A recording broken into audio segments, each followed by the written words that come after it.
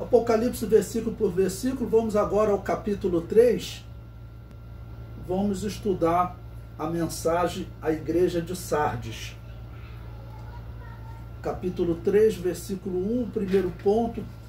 Qual é a era da igreja de Sardes? Em Apocalipse, capítulo 3, versículo 1, Jesus Cristo disse: ao anjo da igreja que está em Sardes escreve: isto diz o que tem os 7 Espíritos de Deus e as 7 estrelas.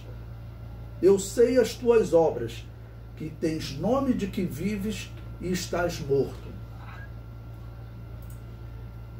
A igreja de Sardes simboliza a igreja da Reforma Protestante, desde o ano 1517 até o ano 1750 da era cristã. Esse é normalmente o período que os livros que acreditam em eras proféticas, que eles defendem. Foi o período da Reforma Protestante.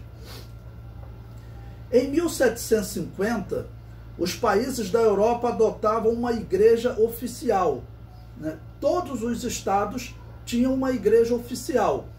Tá bom? 1750, ou seja, você está já mais de 200 anos depois da Reforma, que foi 1517. A Itália, Portugal e Espanha, entre outras, eram católicas. Nós sabemos que o Brasil ele foi colonizado por Portugal e a religião que Portugal trouxe prioritariamente para o Brasil era a religião católica. A Alemanha era protestante luterana. A Inglaterra era protestante anglicana. A Suíça era protestante reformada. Todos os que não se enquadravam nas doutrinas desses grupos, como os anabatistas, eram perseguidos. Cristãos anabatistas foram mortos aos milhares por Lutero, Calvino, Zwinglio e pelos católicos. Uma breve história de um anabatista perseguido e morto merece destaque, que foi Baltazar Rubinmaia.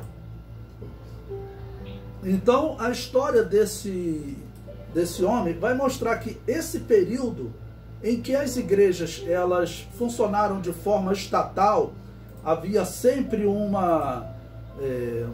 governo central que ele se dizia religioso, ou católico, né, ou protestante.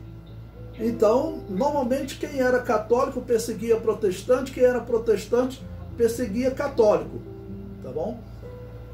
E nesse meio havia também um grupo que ele defendia que não deveria participar de grupo nenhum, ou seja, a igreja não deveria estar ligada ao Estado.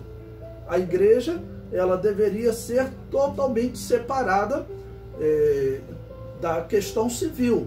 Nós devemos dar honra a um governo tal, mas esse governo ter uma religião oficial e punir os outros que não participam da mesma religião, então esse grupo, eles discordavam, eles eram chamados de anabatistas, porque uma das coisas que eles discordavam também era do batismo infantil, ou seja, o nome anabatista, quem ele identifica?